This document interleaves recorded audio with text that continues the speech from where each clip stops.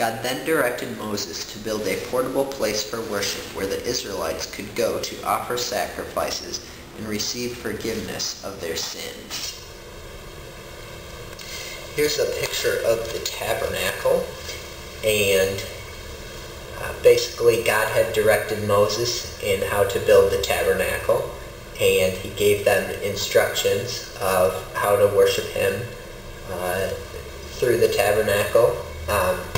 The tabernacle was known as God's dwelling place.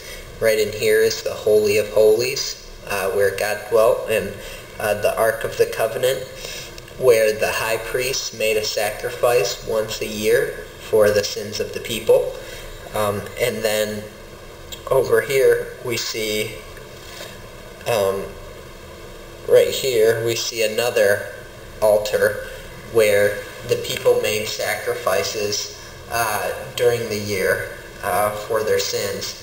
And basically, if you look in Leviticus chapter 1, it explains a lot, and actually a lot of Leviticus explains the rules of sacrificing. But the people knew that they had sinned against the Lord, and God required something for that sin, a sacrifice. Just like Adam and Eve, when they sinned, God killed the animal to provide clothes for them. So they killed an animal here, a lamb or a goat, or sometimes birds. They would sacrifice to the Lord, but they would bring the animal before the altar and put their hand on the animal's head, and that would symbolize transferring their sins over to the animal, and then they would sacrifice the animal for their sins. And so God did require this of them, and their obedience to it showed their faith in him, and that they were trusting God in forgiving their sins.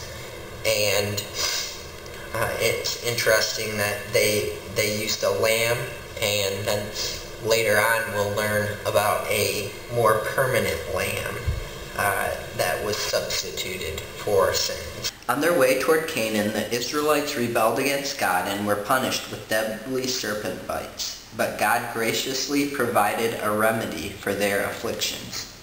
If you look in Numbers 21, 4 through 9, it tells this story. And as we go through the passage, we see a series of events that happened to unfold this story. And it starts out in verse 4. Then they journeyed from Mount Hor by the way of the Red Sea to go around the land of Edom. And the soul of the people became very discouraged on the way. And the people spoke against God and against Moses. "Why have you brought us up out of Egypt to die in the wilderness? For there is no food and no water, and our soul loathes this worthless bread." So here we see, first of all, the sin of unbelief and rebellion. And then verse 6 says, "So the Lord sent fiery serpents among the people, and they bit the people, and many of the people of Israel died." So there was judgment for their sin. These serpents came and bit the people, and they died. And then it says, "Therefore the people came to Moses and said, 'We have sinned, for we have spoken against the Lord and against you. Pray to the Lord that he take away the serpents from us.' So Moses prayed for the people." So next we see confession. The people came to Moses and confessed what they had done, that it was wrong. And then Moses prayed for deliverance for the people. And then verse 8 says, "The Lord said to Moses, 'Make a fiery serpent and set it on a pole, and it shall be that everyone who is bitten, when he looks at it, shall live.'" So God provides a remedy for the situation. He says, "I'm going to make you make a fiery serpent. Whoever looks at it, they will live." So there was provision from God, and then he said, if you look at it, so the people had to have faith to believe in God's provision. And so once they looked on it, they received life. And Moses made a bronze serpent and put it on a pole, and everyone that had been bitten, when looked at the bronze serpent, he lived. So what God had promised came true, and those people were given life.